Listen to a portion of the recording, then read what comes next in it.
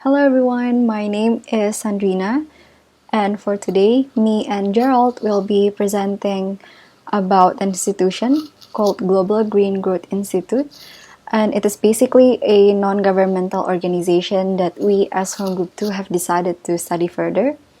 And let's just get right into the presentation.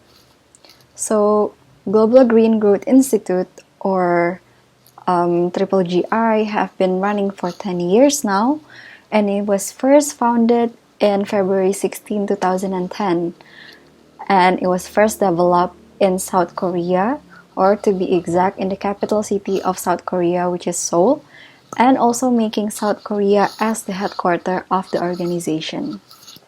And up until now, the data have recorded up to 30 countries registered as the member of Triple GI.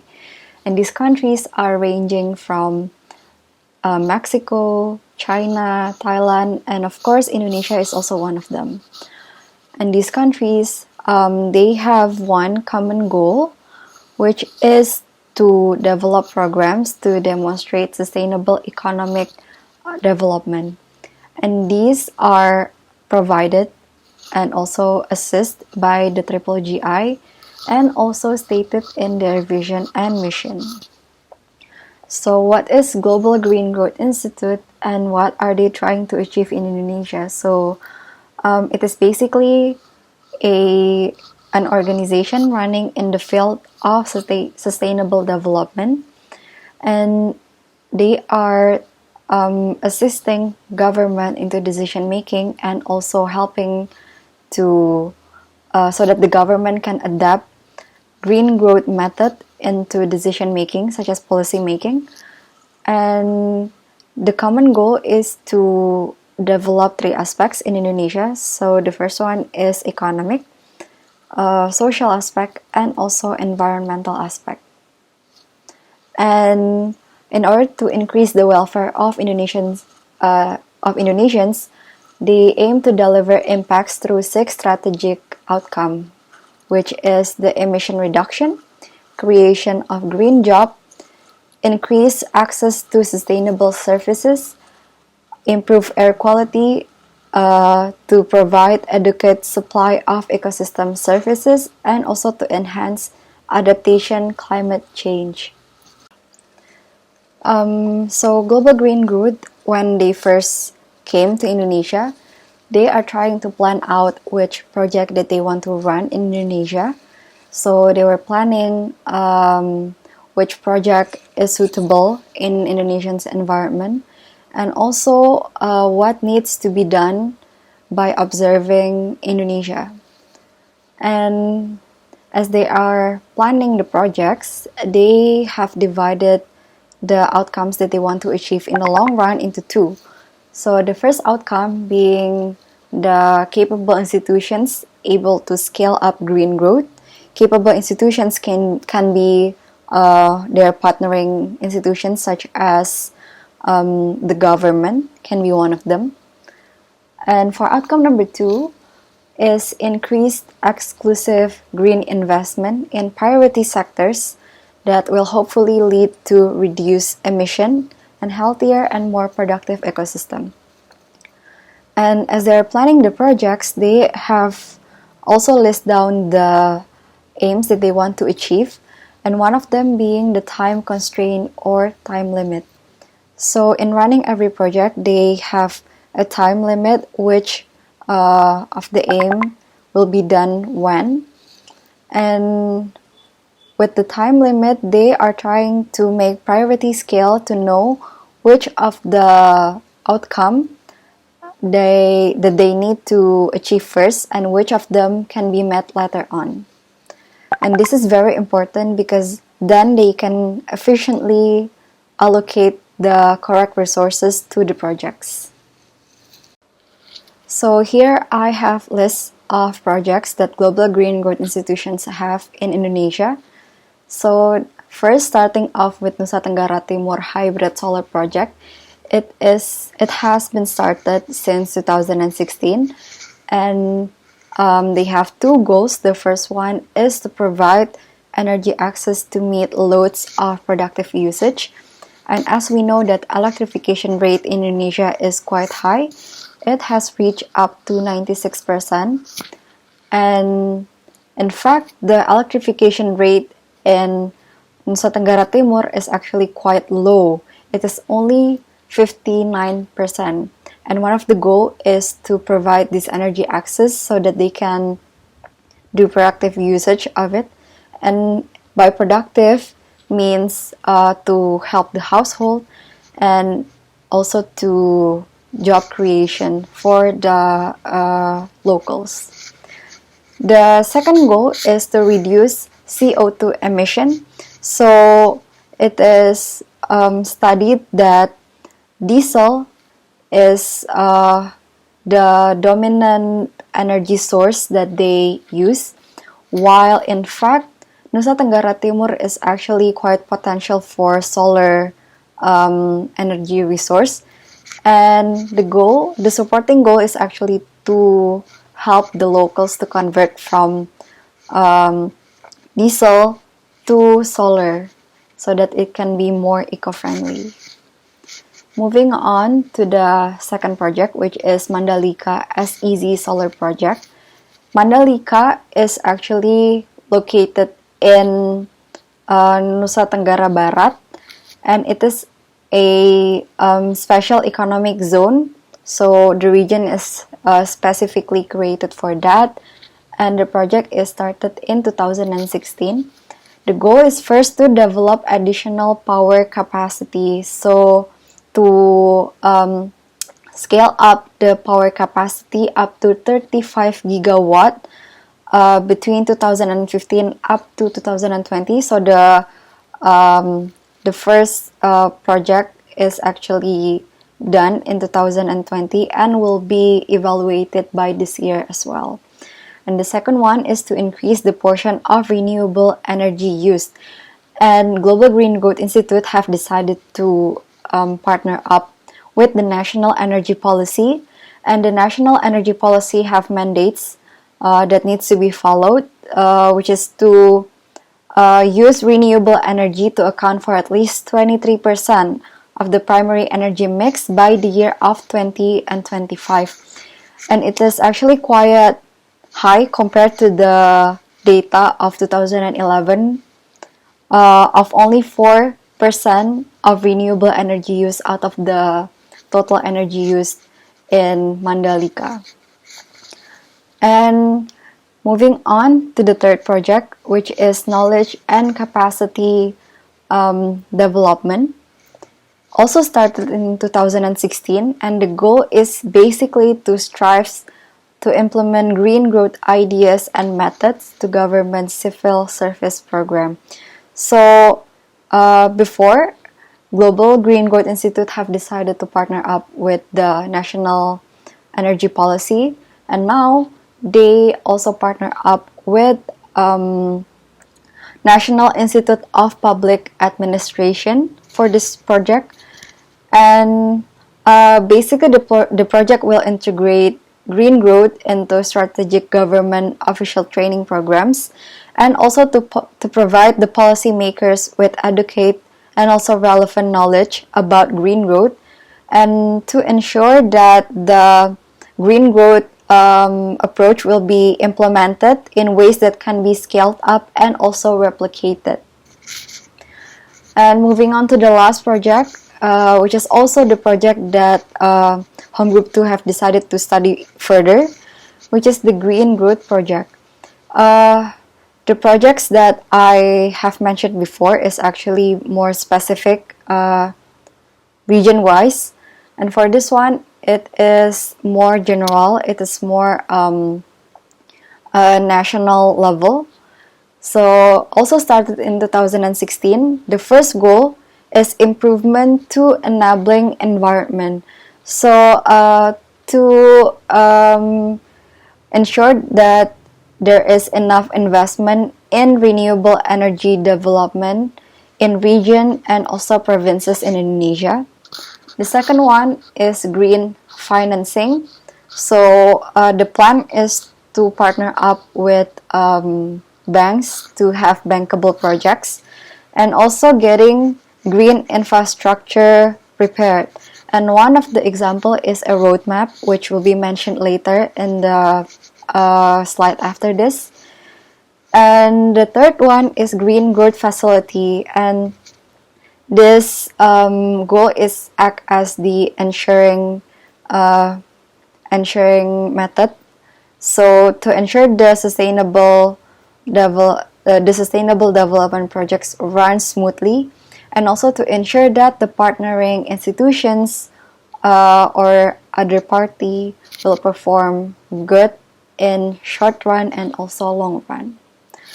And so why do we choose to dig further into the green growth program? So the program is actually still ongoing, and they are preparing into stepping to the third phase this year. The goal is to start the third phase the third quarter of this year, and because the project is still ongoing, it is one of the main reasons why our home group decided to study further into this program.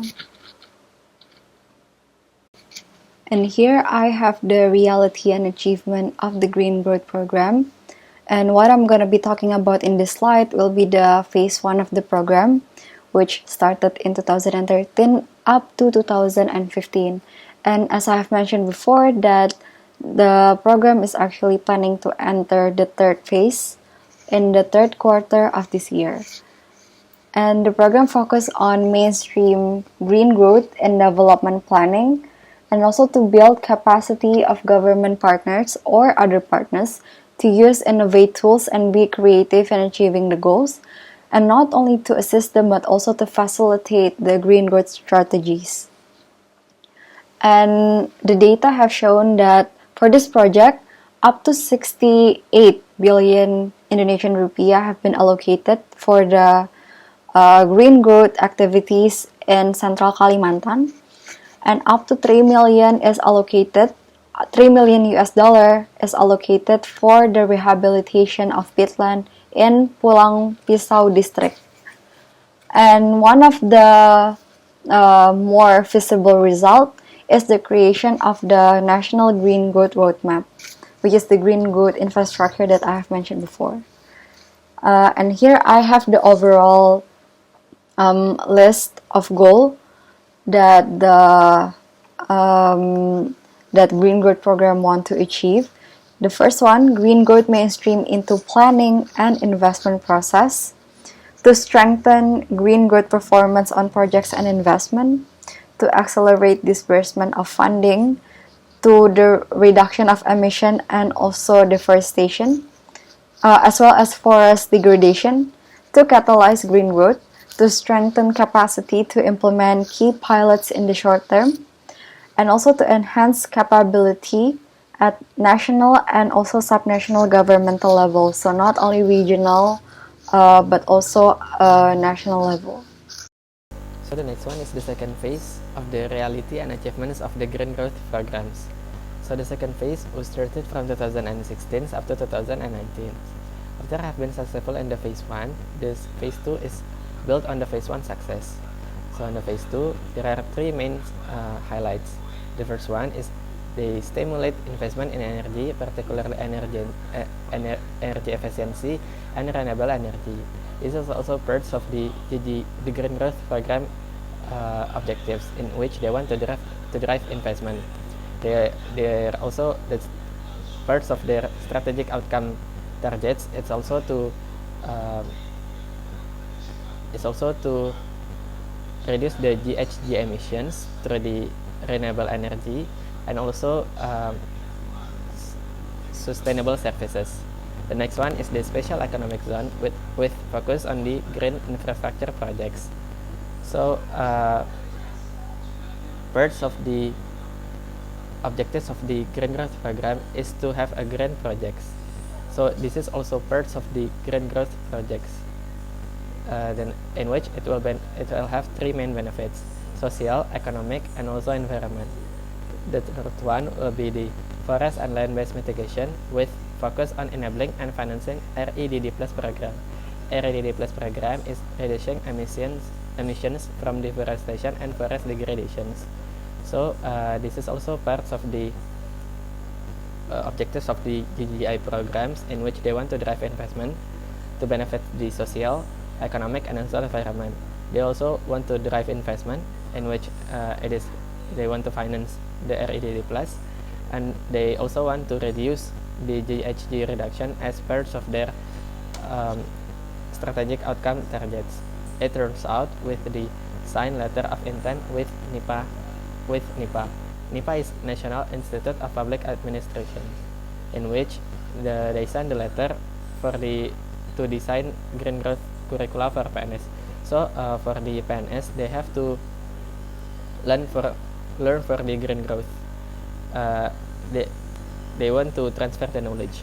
Next one is in NTB, Nusa Tenggara Barat, they kick off feasibility study for solar PV in special economic zone. This is also part of the stimulate investment in energy for the energy efficiency and renewable energy to reduce the GHG emissions and also to drive investment. The next one is they design the business model for integrated peatland and forest management for PPI. So they want to increase the institution. They want to use the institutional capacity, and also they want to drive the investment.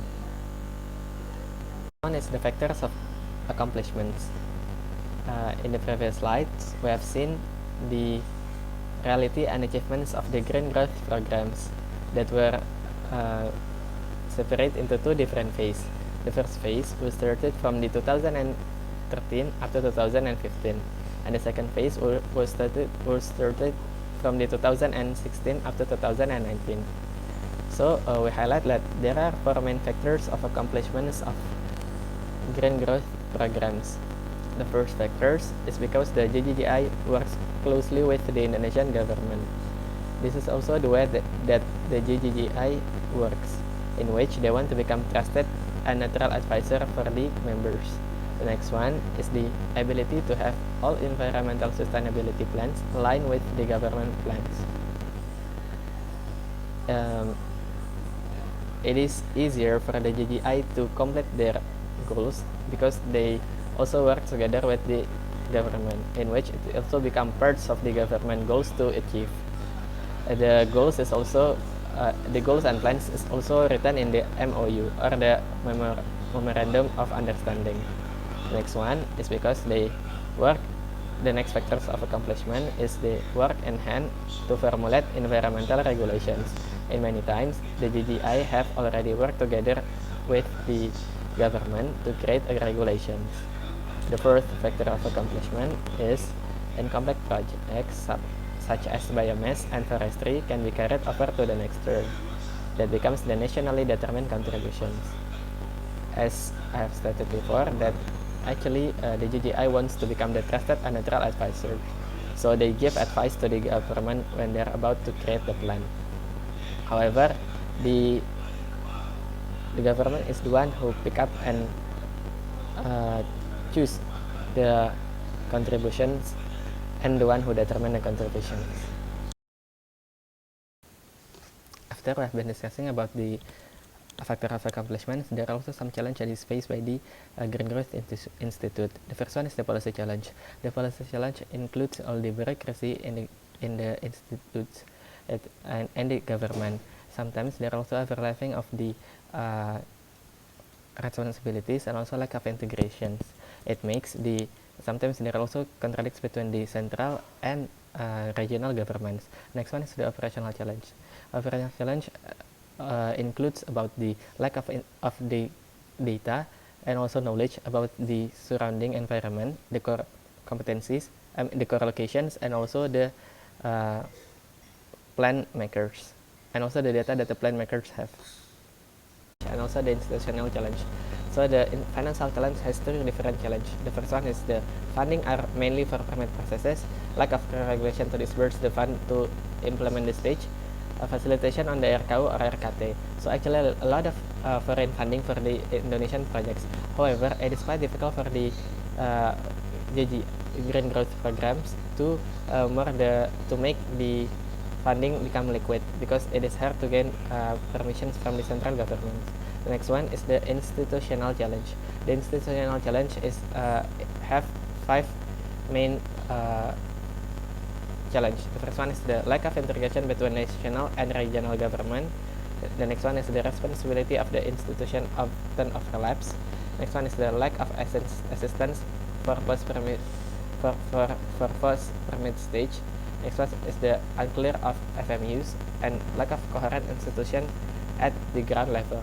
So actually, the main challenge of the institutional challenge is sometimes there are lack of integration for the regional government, which make it which slow down the green growth programs, and also for the central government there are some overlapping of the responsibility that makes it hard for the TGI to gain permission, because sometimes they have to come from several ministries, in which sometimes the ministry is not related for the needs. Be our recommendations. So our recommendation will have 3 different recommendations. The first one is the social media influencer. So we recommend for the green growth program to invite a lot of influencer and to use their power in social media for the raising awareness for the green growth program, and also its benefit for the social, economic, and environment for the next generation. This is because by raising awareness, it can also lead into a better understanding for the society. The next one is involving the market. So often it is quite hard for the government, for the TGI to make the money become more liquid and also to drive more investment. However, by having better public image and publicity of the funding, such as CSR, and also some businesses who wants to fund the projects, it will make their publicity in the market becoming better. So by involving the market power, it might attract a lot of people a lot of business who wants to fund the projects, and also make the government is first to listen to the voice of the society and also the people. Next one is experts. As it is part of the operational challenge, because they need a lot of experts to make a renewable energy and also efficiency. So having a lot of more experts will be better. The experts might be gained from the university and many institutions in Indonesia. And this is our citations. That's all from us. That's all from us.